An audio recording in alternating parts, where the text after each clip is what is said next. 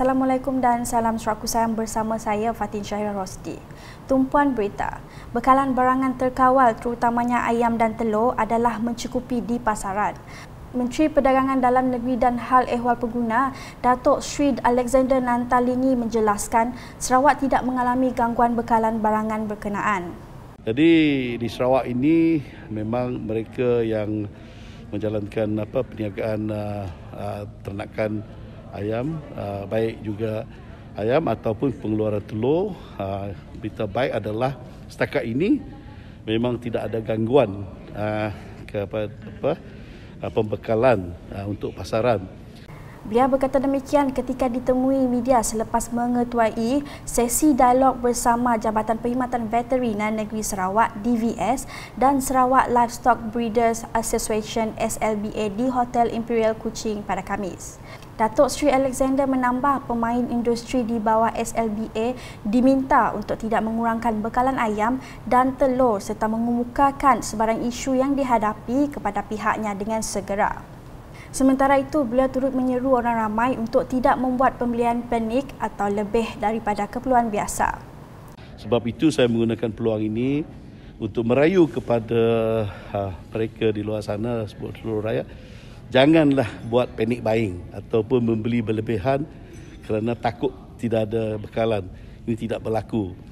Tapi kalau kita tidak kawal, semua berebut-rebut membeli dan yang dikatakan panic buying, sudah tentunya akan menimbulkan masalah di mana-mana tempat di mana pembelian itu secara panik. Jadi saya menggunakan peluang inilah untuk merayu kepada semua di luar sana, belilah setakat kegunaan itu saja dan jangan risau kerana kita tidak akan bermasalah dengan ketidakcukupan. Turut hadir dalam sesi dialog berkenaan ialah Menteri Pemodenan Pertanian dan Pembangunan Wilayah, Datuk Sri Dr. Stephen Rudiutom.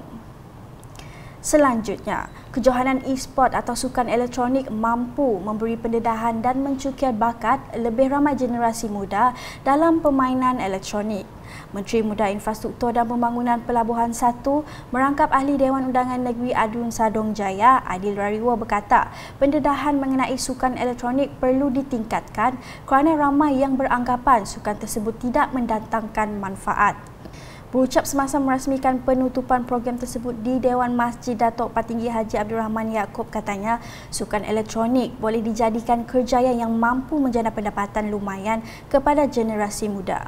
Kejohanan itu merupakan anjuran Kelab Sukan Elektronik Batang Sadong dengan kerjasama Pusat Khidmat Batang Sadong itu telah menyaksikan seramai 32 pasukan menyertai pertandingan PUBG Mobile, 32 pasukan bertanding dalam Mobile Legends dan 32 peserta lagi bertanding dalam PES 21 bagi merebut hadiah keseluruhan berupa wang tunai berjumlah RM25,000. Tambah hadir lagi, selepas Dun Sadong Jaya, pusingan kelayakan seterusnya akan diadakan di Dun Gedong dan Dun Simunjan pada Mac dan Jun depan. Ujarnya, 8 pasukan atau peserta terbaik bagi setiap kategori dalam setiap pusingan kelayakan akan melayakkan diri ke peringkat Grand Final yang akan dilaksanakan pada penghujung Jun ini. Dalam perkembangan lain, Aidil telah melakukan lawatan kerja ke Bintulu pada Rabu iaitu ke tapak projek pembinaan bangunan pentadbiran baru Bintulu yang sedang dilaksanakan ketika ini yang mana ia telah siap 26.2% serta dijangka siap pada Julai depan. Ditemui selepas lawatan itu, beliau memberitahu projek ini mengalami kelewatan disebabkan arahan Perintah Kawalan Pergerakan PKP selain faktor tanah dan kekurangan bahan binaan termasuk masalah cerucuk. Beliau menjelaskan kelewatan pembinaan ini telah menjejaskan tarikh cadangan asal dan mahu kontraktor mengkaji semula jadual pelaksanaan projek mengikut tarikh baru seperti yang telah ditetapkan Jabatan Kerjaya JKR. Bagaimanapun, Aidil berpuas hati terhadap perkembangan kemajuan projek pembinaan bangunan baru pentadbiran Bintulu tersebut. Sejurus selepas itu, beliau dan rombongan telah bergerak ke tapak projek pembinaan jambatan Jepak bagi meninjau perkembangan kemajuan projek di seberang Jepak. Adil memberitahu pembinaan dan penyiapan jambatan Jepak kini telah pun siap sebanyak 35% dan projek ini turut mengalami kelewatan namun proses pembinaan tetap berjalan lancar. Beliau menjelaskan terdapat beberapa halangan dihadapi semasa proses pembinaannya sebelum ini. Seterusnya, nasib malang yang menimpa Seman Ibrahim dari Kampung Sarubaya Ulu apabila rumahnya musnah dalam satu kebakaran pada Selasa lepas telah mendapat perhatian Menteri Muda di Jabatan Ketua Menteri Utiliti dan Telekomunikasi Utiliti, Datuk Dr. Abdul Rahman Junaidi. Beliau yang juga adun Pantai Damai telah menyampaikan sumbangan kepada keluarga yang terlibat bagi meringankan beban mereka pada Rabu. Pada kejadian yang berlaku sekitar jam 1.15 petang Selasa, rumah milik Seman bersama 4 orang ahli keluarganya telah terbakar. Kepantasan anggota dari Balai Bomba dan Penyelamat BBP Petrajaya telah berjaya mengawal api daripada terus merebak ke rumah lain. Dalam kejadian itu, tiada kemalangan jiwa dilaporkan dan punca kejadian sedang disiasat. Berita berikutnya, keselamatan semasa melakukan aktiviti melibatkan air terutama sekali di pantai perlu didedahkan kepada masyarakat. Adun Tanjung Batu Johnny Pang Leong Ming berkata, pendedahan mengenai perkara ini adalah penting untuk memastikan masyarakat sentiasa peka dan mengetahui tindakan yang boleh dilakukan sekiranya berlaku kecemasan. Beliau turut memuji inisiatif yang dilakukan Jabatan Bomba dan Penyelamat Malaysia JPBM Bintulu yang menganjurkan program Majlis Keselamatan di Air di Pantai Tanjung Batu. Pantai is the one for the public. But the other thing is, when public, we have a public knowledge. You know? Public knowledge that when you go down to the sea, anything will happen. So like tadi Dato' sebut, we want to see you before things happen. You see? So this is crucial. So it's a very great day for Bomba today. Take the initiative to do it first in Tanjung Batu Pantai. So this is alert to all the public. We have to support the Bomba to do any activities. This is to save the life of the people. You know?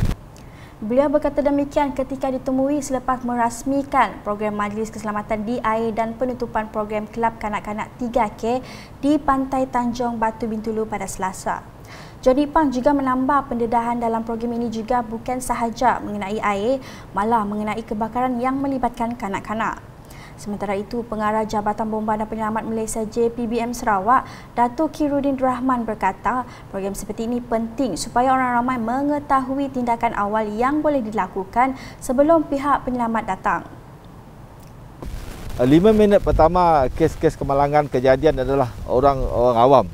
Dan sekiranya mereka bijak dan tahu bertindak dengan bijaklah, mana mereka boleh menyelamatkan diri mereka, boleh menyelamatkan orang sekeliling mereka, keluarga mereka ataupun jiran. Dan ini program-program ini kita cuma menerapkan supaya kesedaran di kalangan masyarakat. Sebab dalam contohnya MKA tadi, Majlis Keselamatan Aktiviti di Air, kita nak menyedarkan masyarakat bahawa dalam kita bersukaria di pantai ni, dia ada hidden danger kata.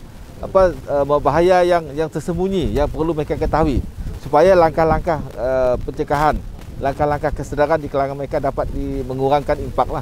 Dan sekiranya mereka terperangkap, macam mana boleh mereka menyelamatkan diri mereka dan menyelamatkan orang lain. Dan dalam program ini memang kita cuba nak melibat uruskan dan juga mewujudkan suasana creating a champion among the community, bukan Jabatan Bomba. Beralih ke perkembangan COVID-19, dengan Sarawak mencatatkan 416 kes positif baru COVID-19 pada Khamis, menjadikan jumlah kumulatif meningkat kepada 257,952 kes.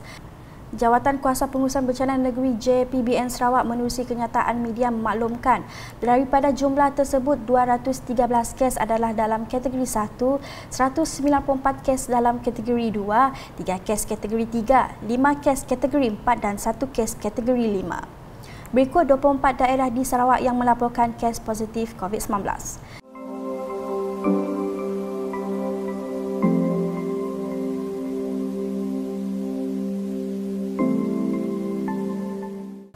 Sementara itu, dalam kenyataan sama, JPBN Sarawak turut memaklumkan satu kluster baru dikesan iaitu kluster Lorong Sio Kandis Kuching yang melibatkan sebuah sekolah di kawasan tersebut.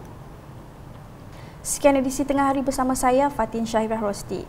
Berita lebih lanjut boleh didapati di semua platform media sosial UKAS, termasuk portal ukas.sarawak.gov.my dan UKAS Channel di YouTube. Salam UKAS.